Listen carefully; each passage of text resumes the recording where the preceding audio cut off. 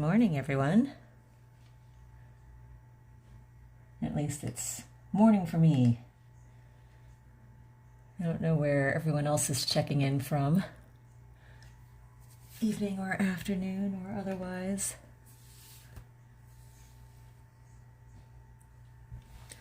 I have this painting I've been working on.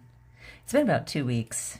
It doesn't normally take this long, but I had a space where I needed to do some other things, and so I had to step away from it for a while and just came back to it a couple days ago to finish this up.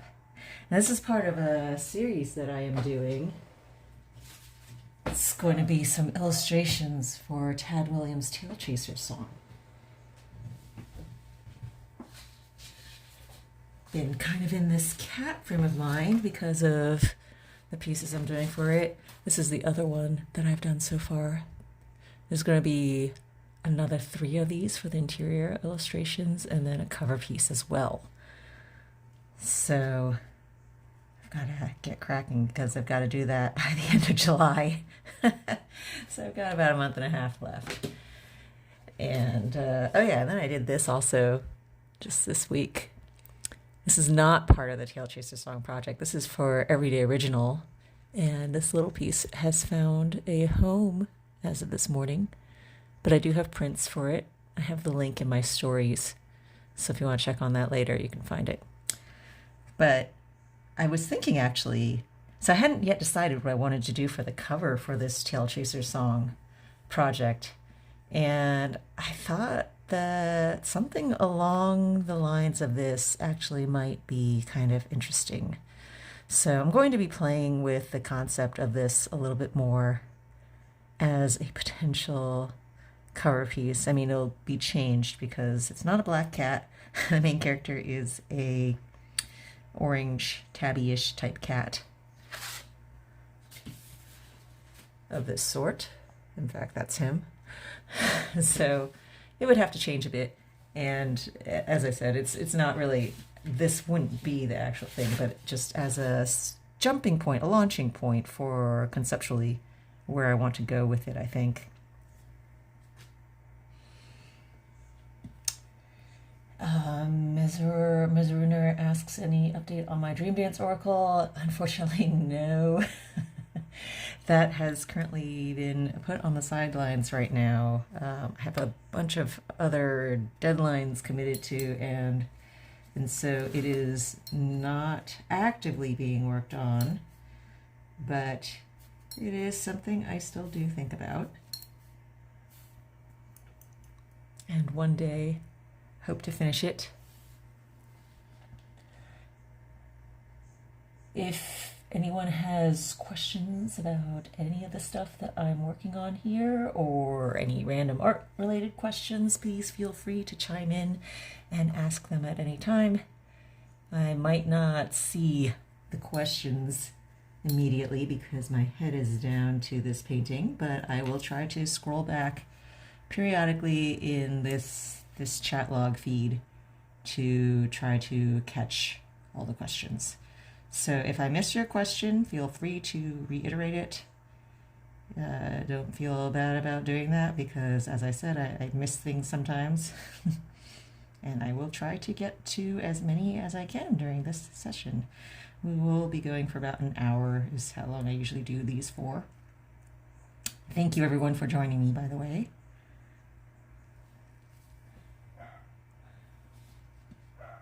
How do we buy your art? Scotty asks. That can be found at shadowscapes.com.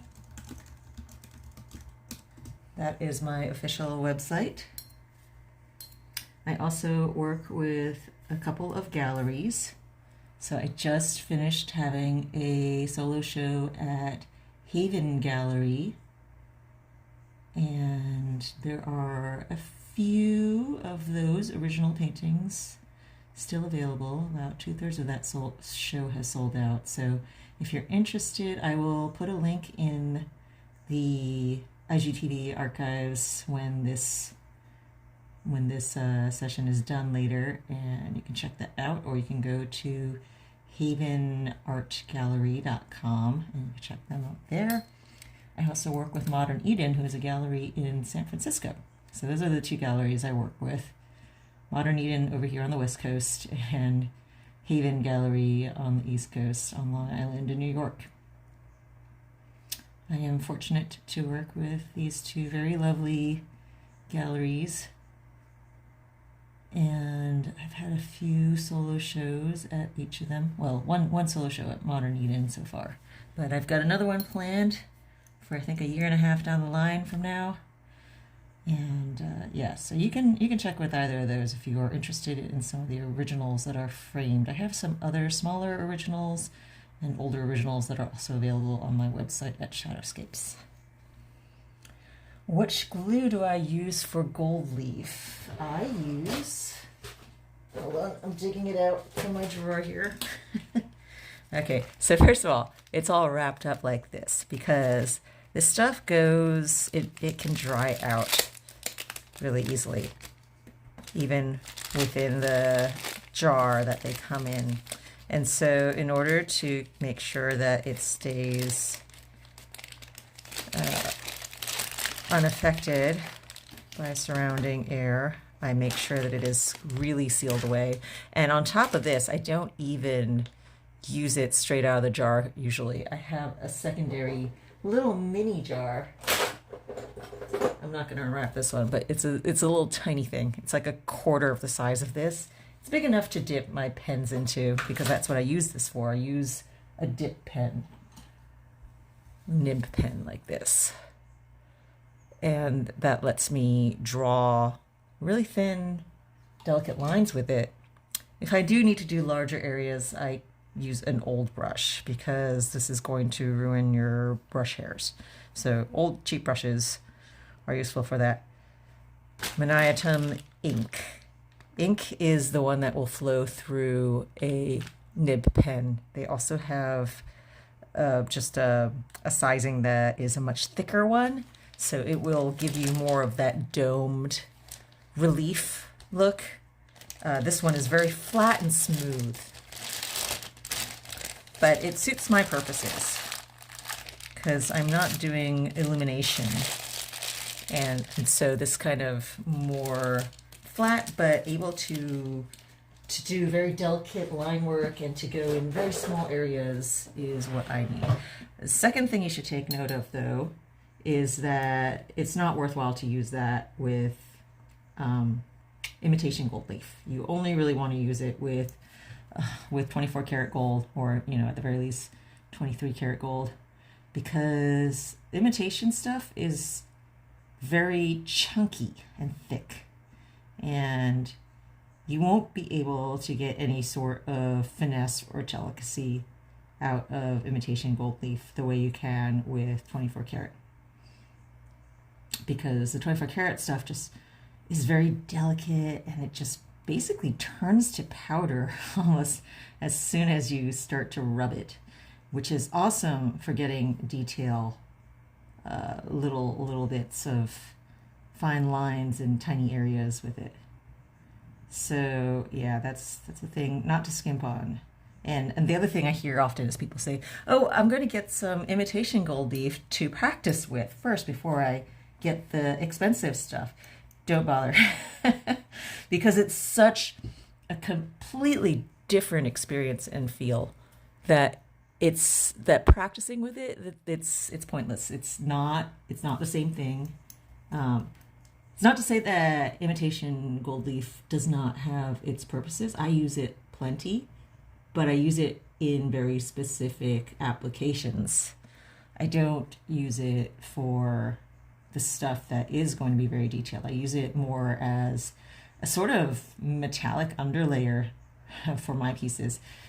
If you check out my Patreon, I actually have a lot of videos and walkthroughs where I talk in detail about how I use the imitation gold leaf. So I do actually love it. I use it quite a bit, but it is a very different, it's a different medium, different tool than the actual 24 karat gold leaf. And it's not an interchangeable thing. It's not something that you could say, oh, I want to get something that's cheaper, or I want to practice, as I said, so many people say to me. It's not going to serve that purpose. So yeah, if you check out my Patreon, I have a lot of stuff where I talk about the different usages of them. And I think even here in the IGTV, if you check my archive, I'm pretty sure I have a video or two in the recent past where I was using one or the other of them and talking a great deal about it. Safleur asks, how do I combine working on so many projects? I find it hard combining creativity with deadlines. Any tips? I also find it very hard to combine creativity with deadlines. I'm weird. I'm gonna put that out there. I don't deal with deadlines the way most people do.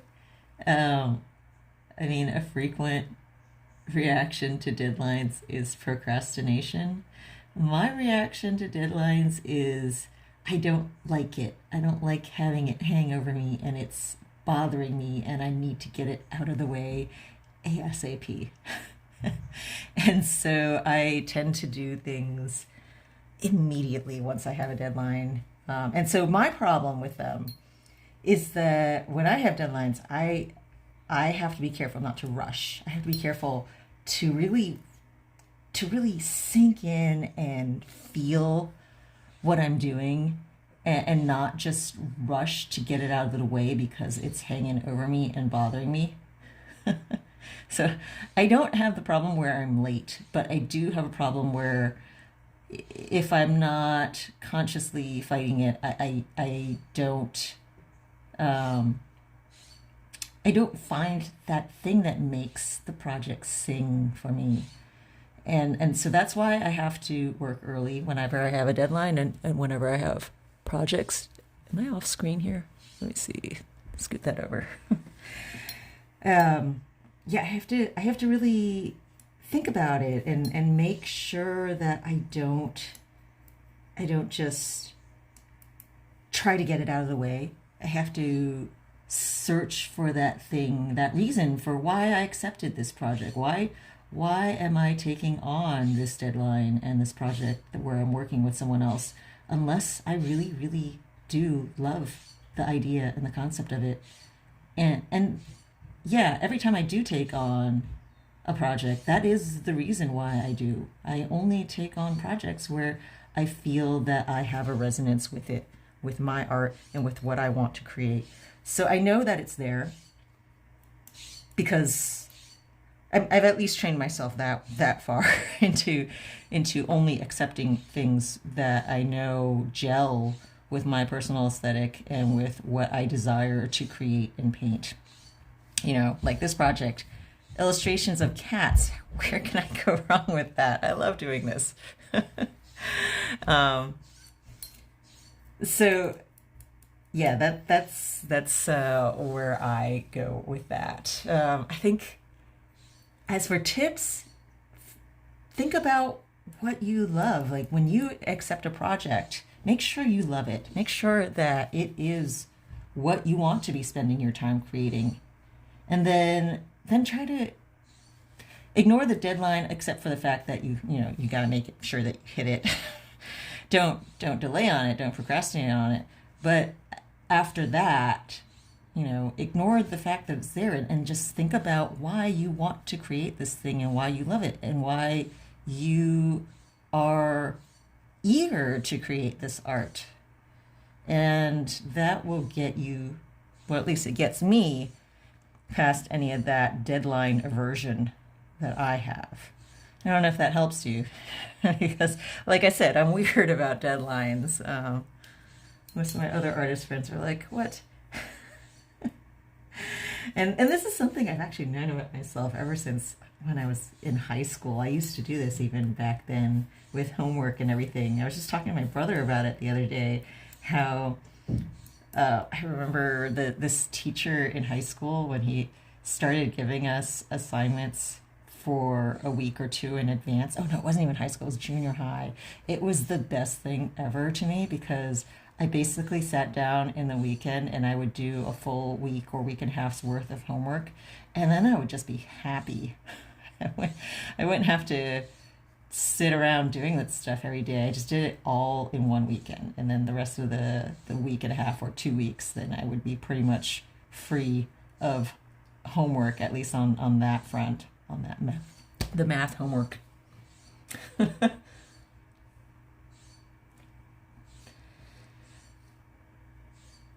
Let's see. Marilla says that Instagram doesn't show when I go live like they used to. Oh, that's annoying.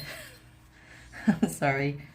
At least this time, I did try to give everyone a little bit more notice. I gave you an hour and a half this time, which is a long time for me. Most of the time, I'm giving you all maybe 20 minutes or half an hour of notice before I go live. So I'm getting better with that.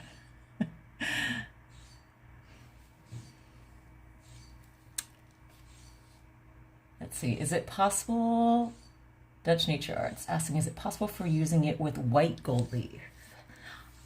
I have never used white gold leaf. I've used silver leaf. Silver leaf, unfortunately, has the same problem that imitation gold leaf has, in that it is very thick and chunky. It's not that delicate thinness that 24 karat has, and so it's really hard to get silver to really do the fine line stuff. It behaves a lot more like the imitation gold leaf than it does 24 karat. So if anything, if you want to practice with a cheap version of silver, yeah, you can use the imitation, because that will give you the same feel. But I have not seen white gold leaf. I would assume that that might have the same problem also, because white gold is a lot harder than yellow gold. It's a much harder metal. At least that would be my wild guess about it. I don't know for certain. Let me know if you try it, because I'd be curious. Also, let me know where you would find that to buy, because I have not seen that either. All right, Haynes Fab says, what colors do I use? Could you be more specific? You mean, if you're asking about how I select colors? Oh, let's see, someone did ask that. I have a little, so whenever I announce that I'm going to be doing these live sessions on Instagram, I do try to put up a story slightly in advance of the actual session with a little question box where you can type in questions for me to answer during this session. So please do make use of that in the future if you notice that again for the next one.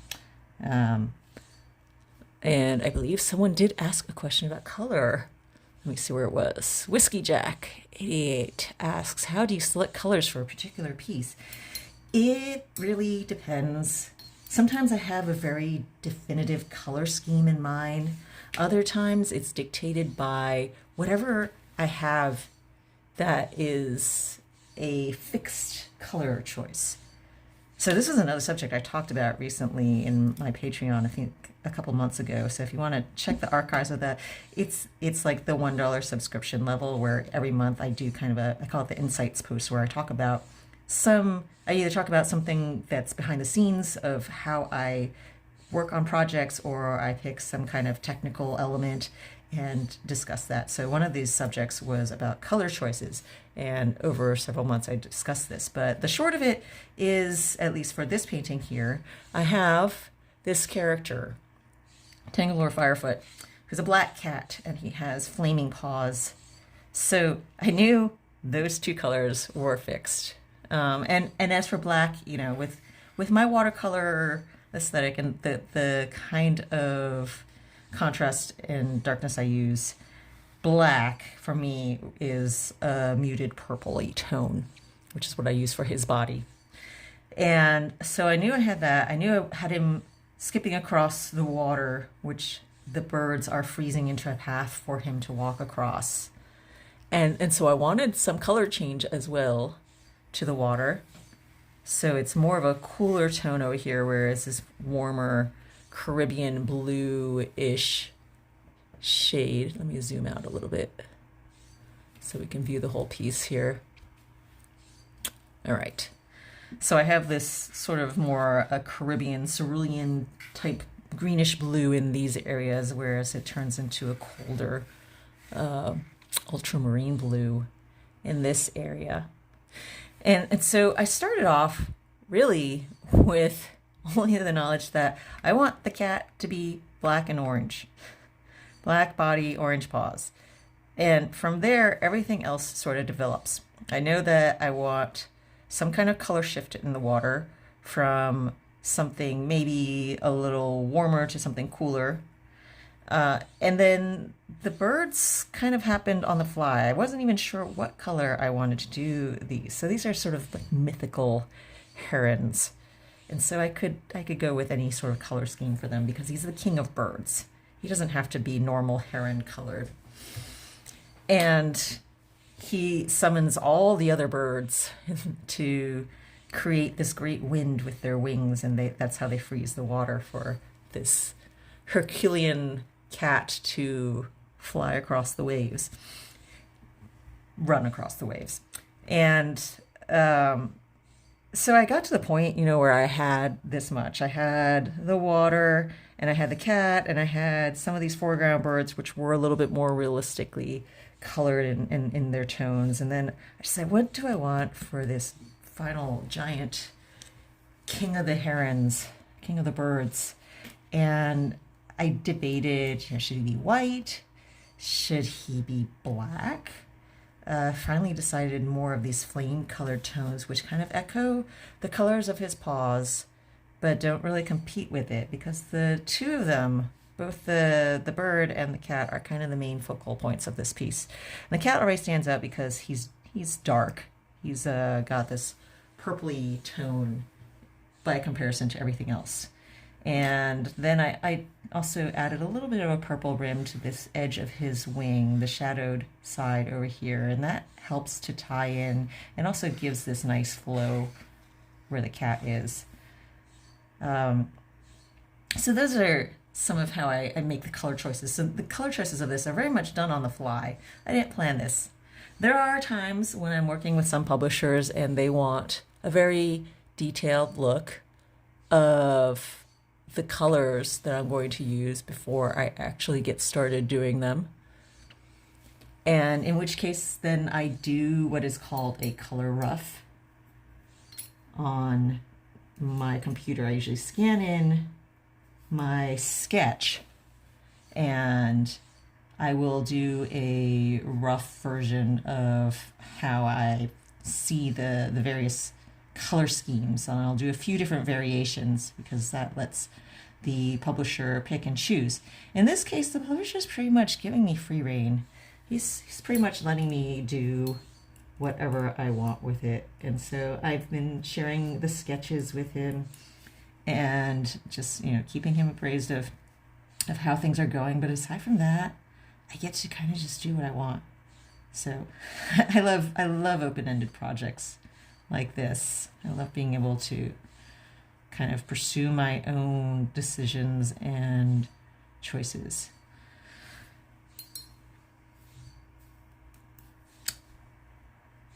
Let's see, what were some of the other questions that I had?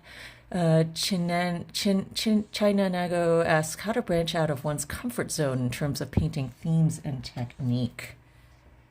I think the main trick to branching out of your comfort zone is to just not let it matter. I mean, not the comfort zone stuff, but to not let the results of the piece matter.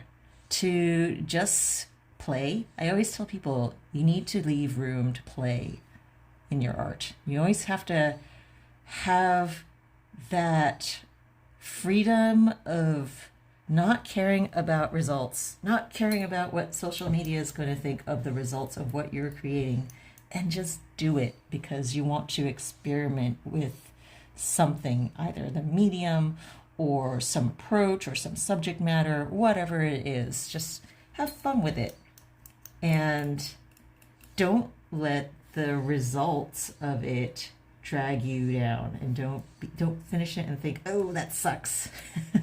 Just have fun and enjoy the moment of moving paint around on a page, or sticking gold leaf onto it, or throwing ink onto your canvas, or whatever it is that you decide to do. Let loose and don't worry about the results. I think sometimes that we get too result oriented and focused on something being good. It doesn't have to be good. As long as you had a good time doing it, as long as it made you feel good creating it and making it, and just like being in that moment of art making and art doing.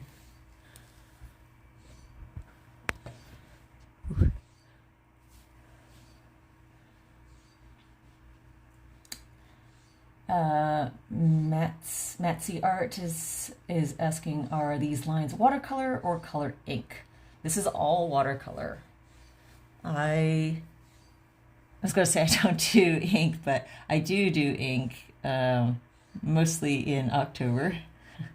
I have my project Undying Tales that I do almost entirely in various inks and colored inks and stuff, and painted ink. But predominantly I am a watercolor artist, and for most of the rest of the year I am entirely doing watercolor. So yeah, this painting is all watercolors. There is an initial pencil sketch, which you can see a tiny little remnant of in the feet of the heron over here and in this little guy up here. And most of the rest of it, the pencil has now evaporated due to me just working on it, rubbing my hand across the page, painting washes, things like that. And the pencil eventually just fades underneath all of that action. And this is a number 0 round Kolinsky Sable brush. And I'm just dry brushing for the most part. That's how I'm doing this kind of shading. And then every once in a while, I take a damp, larger brush, and this smooths out a lot of that scratchy line work and blends things. And so I kind of go back and forth. I hit it with a bit of a watery wash like that every once in a while in between these layers of dry brushing.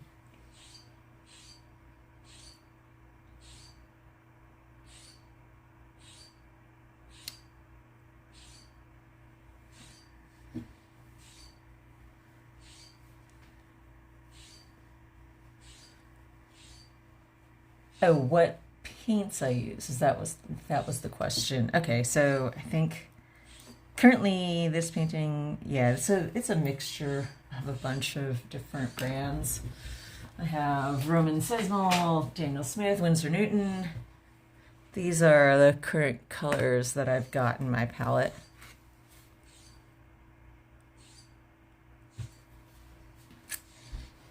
You can take a closer look at that later on. I'll archive this all, and you can screenshot that and pause it and read all the tiny little writing that I've got there.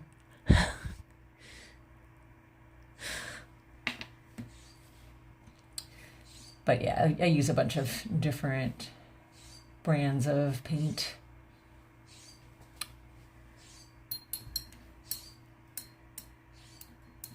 Mostly I have Daniel Smith here. I really, really love Roman Szmal. That's one of my, I think my current favorite, except for the fact that it does not come in tubes. It only comes in full pans. So I've got these. So I can't use them in my mini palette, which makes me sad.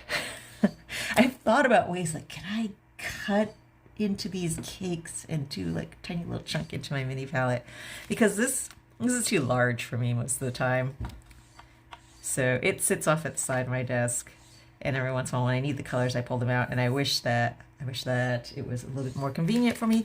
But I love the paints. I love the intensity of the colors. They are amazing, and they are at a good price point too.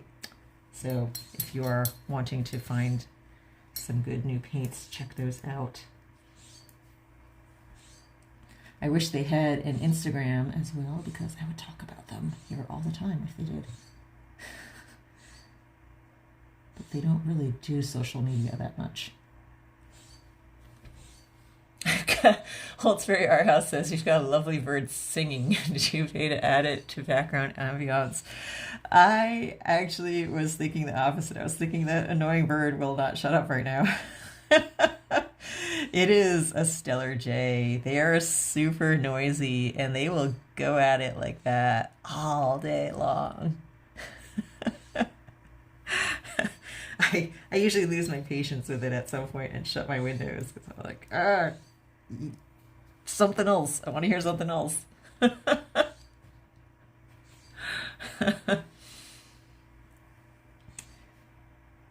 Yeah, I'm in California, so we have a ton of stellar jays. We also have a lot of little Anna's hummingbirds. I didn't realize that so many other places don't have hummingbirds around, or tons of hummingbirds like I do, because they are nearly as common as the jays are. I see them out in my yard all the time. A fun little addition to the garden. And they are not nearly as noisy, except for when they're being territorial during mating season, because then that's how I know, even if I don't spot them immediately, they usually make sure that I see them. Because they get really territorial if you come within a 10-foot distance of their nest, and they'll start chirping. They sound a little bit like this guy, except for at 3 times the speed, because they're hummingbirds, right? So they're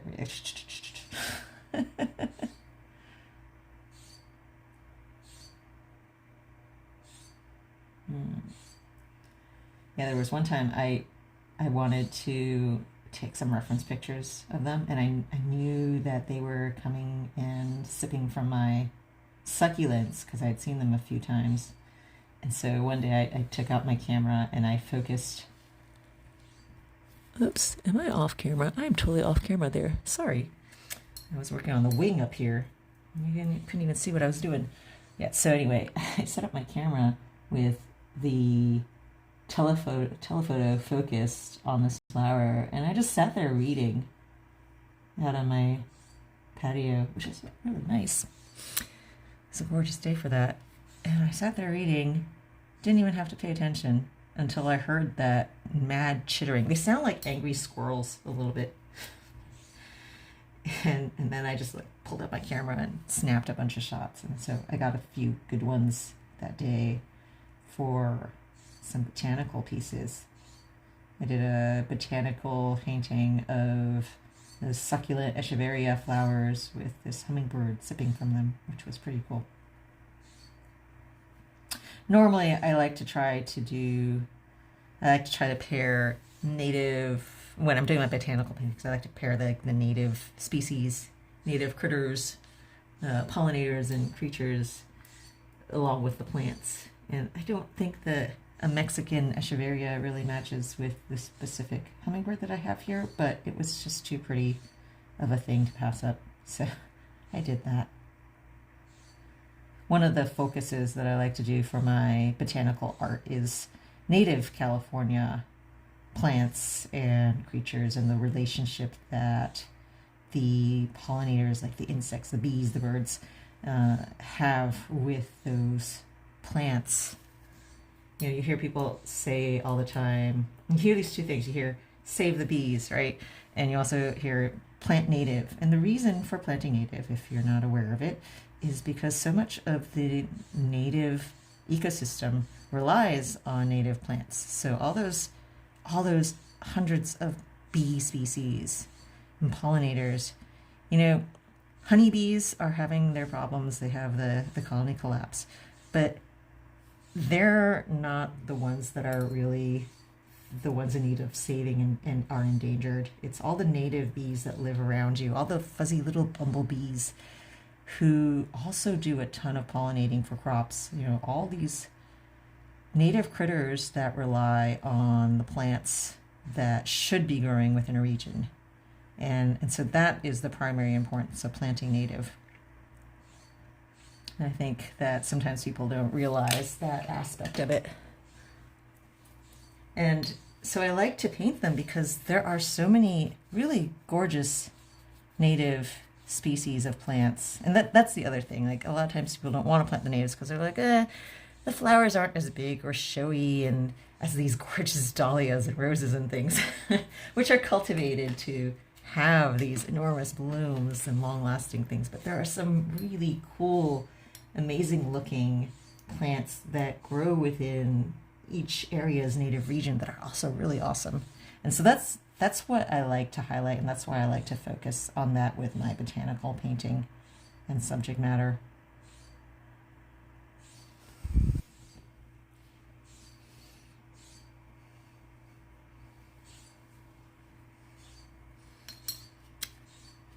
Haynes Buffet says, that's something important, saying wild native bees do most of it. Yeah, I think I had read at some point that wild and native bees are responsible in California for like 60% of the crop pollination. I don't know if that number's right or not, or if I'm misremembering it. And that the imported honeybees supplement that, but they are not by far the majority of the pollination. They are brought in to kind of take up whatever slack the native population is unable to handle and do.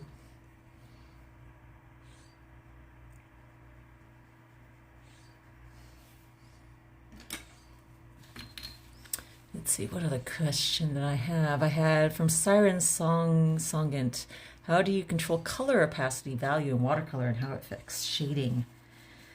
Well, you can see actually that's pretty much what I've been doing this past half hour. I slowly build up my color. I do many layers, many gradual, slow layers of color that get built up over a number of layers in time. It takes a while because I have to wait for previous layers to dry, and then I just keep building on top of it. And this is one of the reasons I love watercolors, is the results give you this glowing effect because you really get to see all the interaction of the layers that you go through in a painting. And that's what adds to this beautiful, subtle shifting of color constantly across the whole surface of your page. Because it's not about any just one color that you lay out there, but about the buildup of many, many layers and the interaction of them and the interaction of the textures that they all create. All right, I've had enough of that stellar jade. Give me a second to close my door.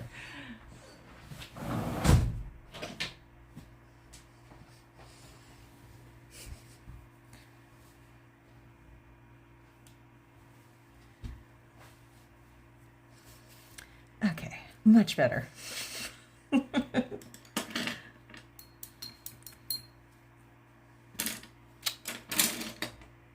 What was I saying? Oh yeah, about layering of colors. Yeah, so, you know, this over here, this started off with a purple glaze, and then some orange, yellow layers that blended out and up into this area, and then some green overlaid in the darker areas of feather, and some red along the rims. And so all of that adds to the complexity of how the final is perceived when you look at this from, you know, even a foot away. All of these colors combine to have this beautiful luminous effect. And it's something that I think it's something that you really appreciate, especially when you look at an original watercolor painting. And you get some of that coming through on a screen and in a reproduction digitally. But that is really why I adore watercolors, and why I love looking at original watercolors, and why I like creating with a physical medium rather than digital. I used to work digitally a long time ago, and I missed the tactile nature of a physical painting surface and the results of that. And so that was why, well, one of the reasons why I switched to watercolor.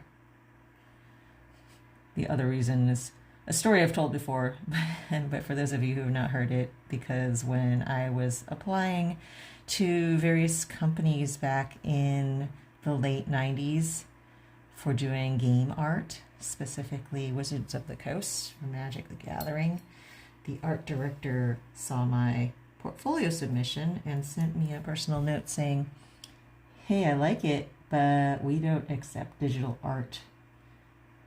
Let me know when you have a portfolio of traditional media and send it on over again, and maybe we can send some work your way." And so I have that art director to thank for the fact that I found watercolors and fell in love with them. Prior to that, I'd been at Berkeley, and Berkeley hated, well, they hated digital and they hated watercolor because it was a fine art, abstract expressionism type of program. And we were told that we could work in any medium except watercolor and gouache and colored pencil for color, which essentially meant, I love how they phrased it as, you could work in any medium except this and this and this and this. And what it really meant was you need to work in acrylic or oils to be taken seriously. So I worked in acrylic during those years. And I realized that the techniques that I was enjoying the most with acrylic was where I was glazing colors and layering them. And so when I saw watercolor painting, I realized, oh, wait, that's what I'm doing with acrylic, except it just works a lot better. So that was when I switched to watercolor and decided to give it a shot, because I could have pulled together a portfolio of acrylic at that point then when that art director said, we don't like digital. But instead I decided to give watercolor a shot, and I fell in love with it then.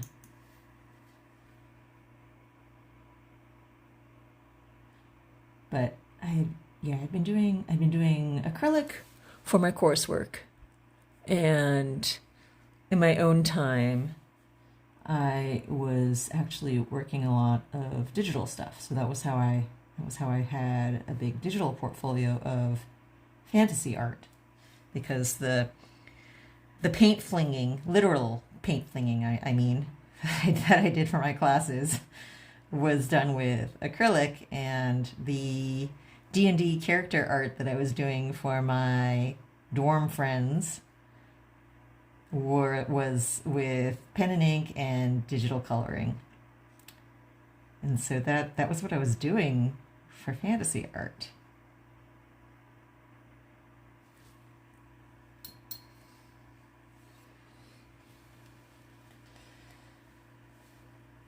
Let's see, sorry, I'm gonna browse back through the questions here that I missed while chattering. Skip to B says, I've been trying to paint on hot press, 100% cotton watercolor paper, and keep getting these awful stripes of color. How can you prevent this? Adding in more color. What paper specifically are you using? That might be something to do with the quality of the paper. If you could say what brand it is, just to confirm. Although if it's cotton, usually that is a higher quality of paper, so that is curious. Marla's suggestion is a really good one, to try wetting the whole paper first to see if it might be some sizing issue. So yeah, so give that a try first. Try wetting it all and then letting it dry before you start painting on it. I do that usually anyway with my pictures, with my paintings. I usually do my pencil sketch, and then I'll take a large mop brush and just wet the whole thing down. And what that does is it will sort of even the sizing any irregularities and things going on with that. But secondly, it makes the pencil graphite sort of sink into your page so that it doesn't just rub off easily. It makes erasing it hard too, so don't do that until you're certain that you don't want to erase the pencil any longer, because once you wet it sort of makes the graphite stick to your paper. And so it means that, you know, when you rub your hand over the surface, you're not going to get the gray dust all over the side of your hand, and you won't smear things. So it's useful for once I want to semi-set the sketch. It's a less permanent thing than fixative, and much less stinky. Izzy Illustration says, do you feel that there's still demand and interest in the art world for hand-rendered pieces as opposed to digitally created pieces? Oh yes, definitely. People want to have a physical thing that isn't anywhere else. You know, they don't want, well, they want the reproductions also, but you know, the fact that I'm working with galleries and selling pretty much everything that I send them says that, yeah, people still like original paintings and still want that kind of thing in their life.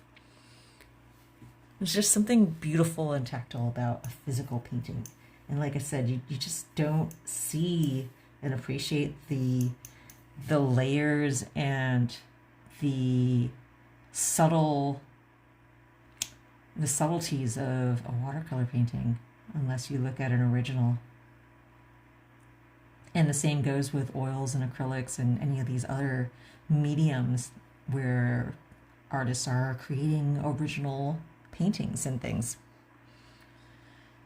Digital definitely has its place in the world, and it's definitely where the most of the commercial work is done these days, at least even in part. You know, some part of it is done digitally, and I love it for what it is, but I also just have always loved physical art and the ability to have true randomness.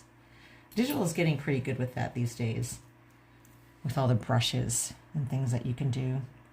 But to be able to just really take paint and splash it on the page and just wait as it dries and see what happens, I love that. I love the unexpected results. I love the beauty of granulation and the interaction of different kinds of pigments, and that's why watercolor artists love collecting all the pigments. That's why we want everything, because we just love that interaction and that randomness and the unexpected that comes with watercolors.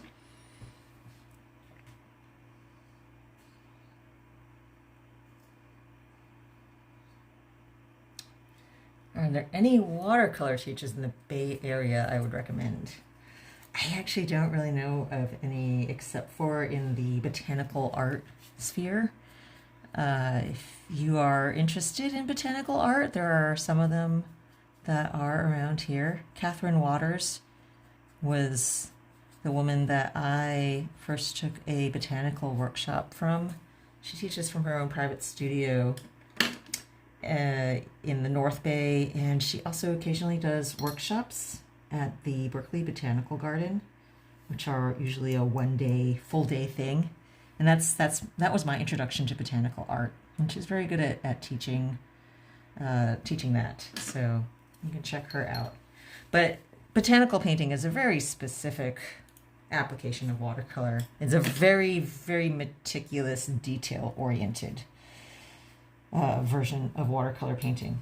It is not this, because this is a lot of splashing stuff around and sort of improvising with my color choices and things, whereas with the botanical painting, especially how Catherine Waters teaches it, it's very planned and meticulous, and you do not put your brush to the page without testing all your color mixtures and carefully writing them out in this sort of recipe chart of the colors that you have used in what mixture and what percentage of each color you used in order to get that mixture. I remember the first workshop, so I took like 2 workshops with her, and then I took some of her classes up at her private studio initially. And the first time I went to the workshop at Berkeley Botanical Garden, I had my watercolor palette with me, and she had a list of supplies to bring, as they do at any art workshop. And rather than going out and buying all these colors and things, I was like, well, I have my palette already. I have lots of watercolors. I'm not going to be buying new things for that. I'm just going to bring my palette. And everyone comes to class and they have their very neatly organized botanical painting colors and palettes with everything very meticulously labeled and separated and clean. And I had my crazy messy palette. This is neat by comparison, by the way. I just had colors mixed all over the place because, you know, I rarely clean off my mixing palette because I like all the little dark colors and mixtures and random things that I can use for shadows and neutral tones. It's only when I need something very bright, like I want this bright yellow orange color, that I'll clean out one of the wells, or I'll clean out a whole dish if I really need to. But most of the time I just leave it all there. And Catherine took one look at my palette, and she had this absolutely horrified look on her face. She's like, how can you do anything with that? So I cleaned out my dish to make her a little happier. And after that, I did wash out my palette and just created a whole separate one just for the botanical art, because it really scared some of the botanical art people when they saw my stuff. But that's just how I've always worked. I've always worked like that. I'll clean out a section if I need some very pure or bright color. But most of the time I work in a lot of neutrals, and I work in a lot of between tones and the layering and the mixtures of these things.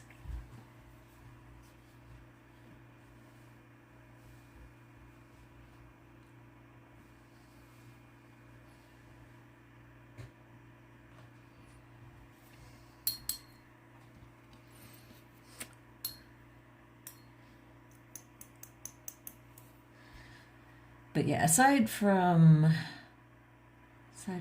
her, let's see. Oh, Tracy Lewis. She also teaches, not in the Bay Area, but close, Sacramento. I think she also teaches from a private studio. And she's up in Sacramento. She is not botanical art. She is a watercolorist that does gallery work, in fact. She also works with Modern Eden. So she's perhaps another one that you could check out if you don't mind a little bit more travel.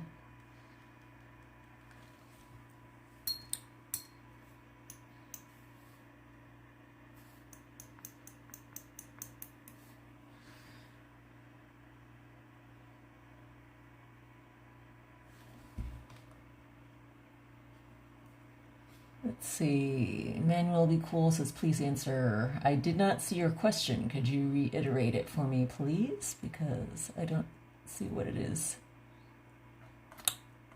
I'd be happy to try addressing a question.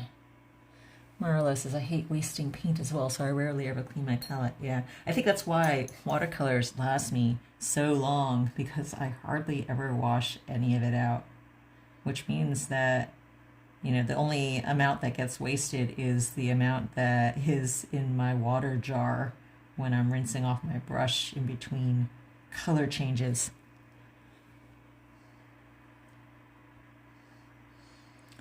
So yeah, that's a great thing about watercolor. I think the most expensive aspect of working with watercolors is if you do a lot of really fine detail work like this, it kind of messes with the tips of your brush over time.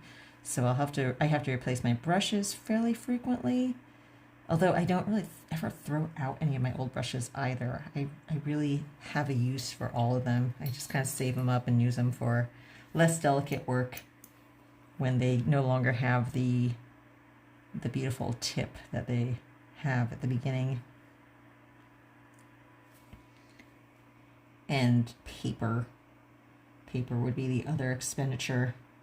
But the paints themselves, I think the only reason paints get expensive is because watercolor artists want to get all the colors.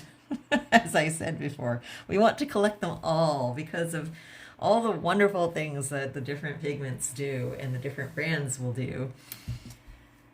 And I have a Discord channel as part of my Patreon.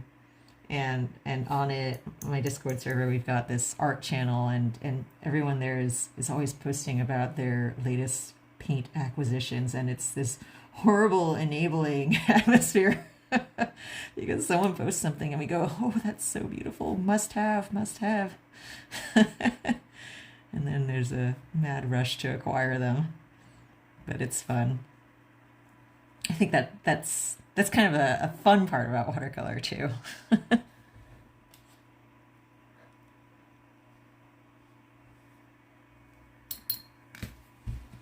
Siren Song, it says, I have family in Sacramento Valley, so maybe my mom and I could take together. Yeah, here, let me type her name for you. I don't know if she's still teaching right now. Last time I spoke to her was a couple of years ago at one of the Modern Eden events.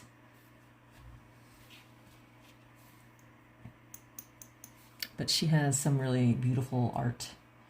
She does a lot of portraits and flowers in this very beautiful, dreamy technique.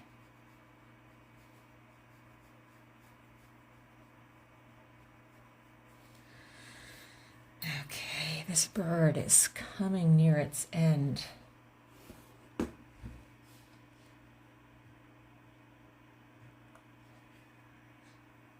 think I might even finish this painting sometime today, and then I'll get to start on the next piece. Ooh, I can ask what you all think. Here, let's zoom out here. You can check out what I've done this past hour. So is most of that feathered golden tone of the wings in the back here. And I wanted to make a contrast. And so I like how I have the cool water tones down here and this warm colors of this bird up top.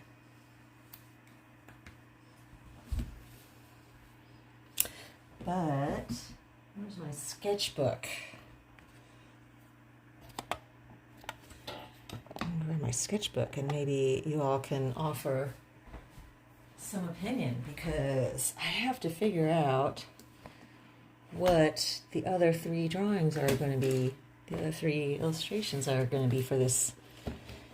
And part of the difficulty here is I'm having to space these out at regular intervals in the book. So I've got to have something every 20% approximately. And there are some scenes that I would love to illustrate, except they all happen in short succession, so I can't. I've got to pick one of them. And here's a set. I'm trying to decide between this, which is this queen cat. She's not a major character, but she's kind of representative of the decadence that this cat city has, and that they've fallen into this laziness. But it's this beautifully described scene of her with the moon behind her and these flowers and these other cats kind of sitting around, lazing around her. And so it's like this, it's a fun one to paint. And then I have this other scene. These are kind of really scribbled, so you gotta use your imagination a little bit here. This one has the 4 cat adventurers. That's what those little blips are there.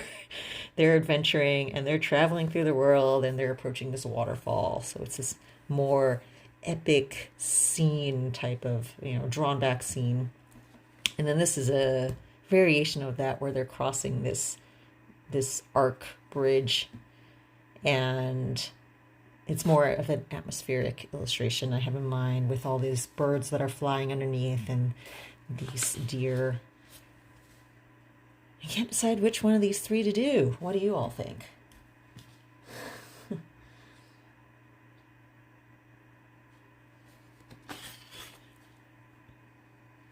Yeah, I think I like the bridge also, Marla.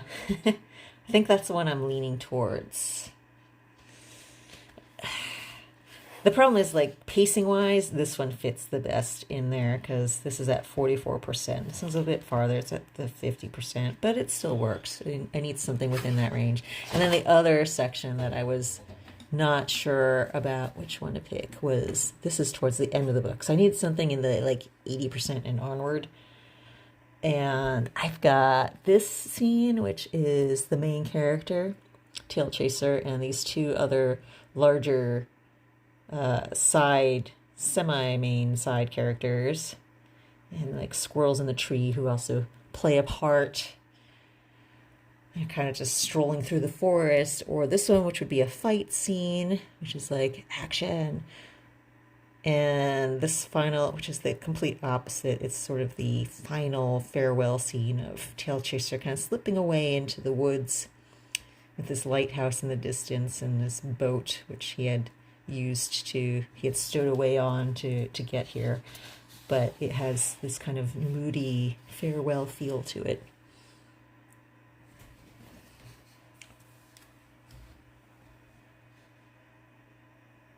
Do I have any other landscapes from the book?